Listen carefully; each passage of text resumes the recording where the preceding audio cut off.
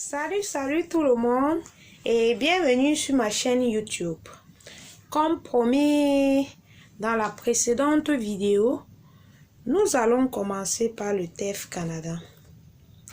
Mais avant, je vais tout d'abord vous donner l'ordre chronologique de travail, car n'oubliez pas que nous devons régulièrement travailler sur le TCF Canada et le TEF.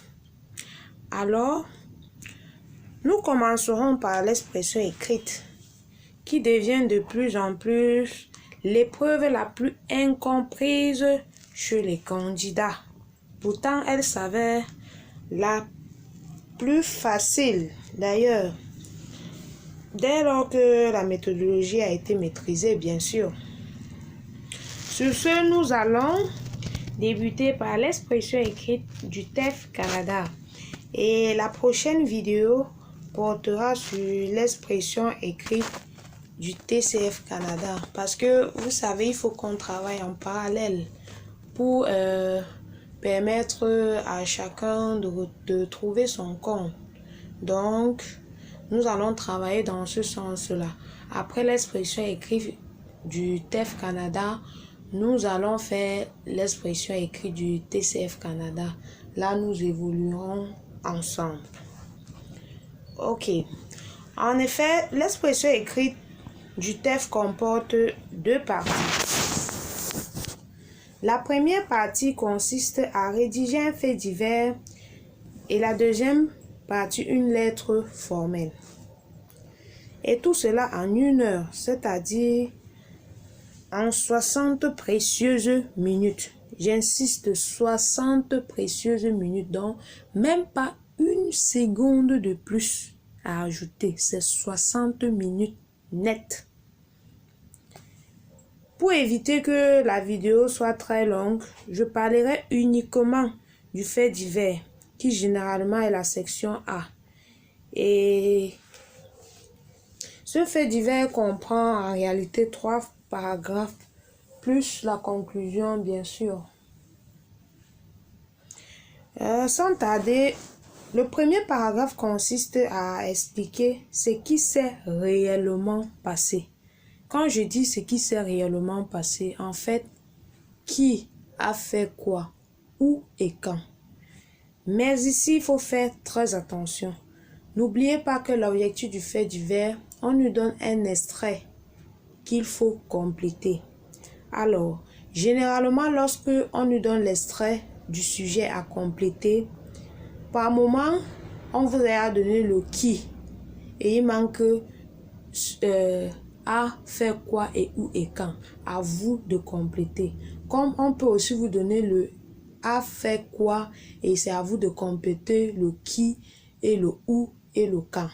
Donc, il faut faire très attention parce que beaucoup de candidats se retrouvent en train de reprendre complètement le fait divers. Or, ce n'est pas ce qu'on a demandé. Il faut compléter. Donc, à vous de bien lire l'extrait et se cadrer, savoir exactement où on se situe pour pouvoir évoluer.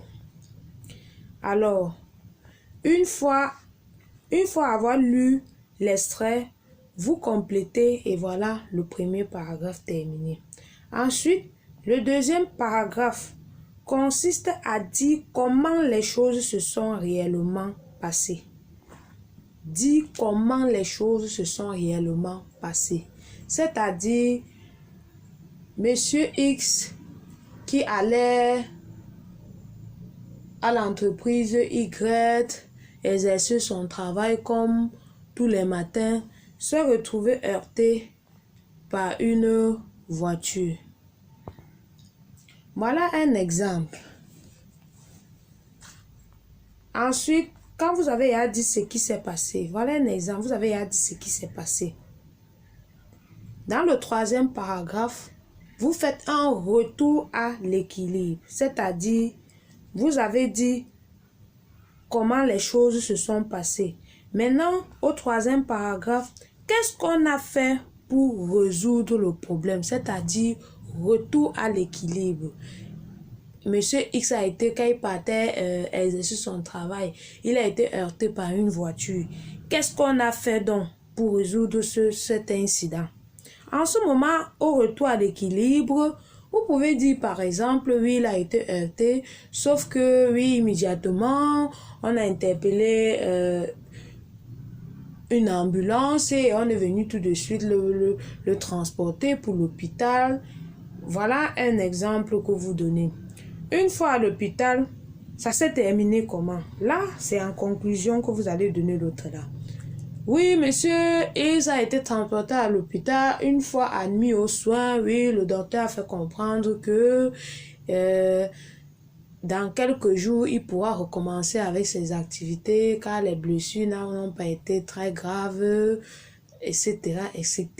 Terminé, si vous le faites, si vous rédigez votre fait divers, section A, de cette façon, en respectant cette méthodologie et en ne faisant aucune faute de grammaire, aucune faute d'orthographe, vous avez un C2 propre. Sans discuter, je dis bien, vous avez un C2 propre et très facile. Alors, si jamais l'explication vocale n'a pas été suffisante à la compréhension, vous pouvez regarder de près le croquis de méthodologie mise en fond d'écran de cette vidéo pour compléter cette étude, parce que je l'ai mise afin que vous puissiez mieux comprendre. Vous pouvez zoomer, mettre pause sur la vidéo, zoomer et essayer de bien comprendre. S'il y a des choses que vous ne comprenez pas, vous pouvez me poser des questions. Je vous prie d'appliquer cette méthodologie pour tous vos sujets de l'expression écrite au TEF Canada.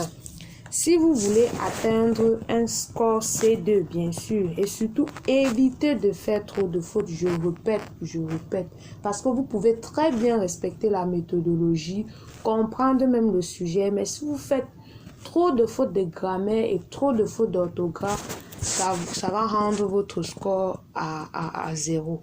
J'espère que vous me comprenez. Bon, là, si vous avez aimé cette vidéo, n'oubliez pas de liker et de me laisser des messages en commentaire pour m'encourager. Je resterai ouverte à toutes vos questions et suggestions. Rendez-vous à la prochaine vidéo.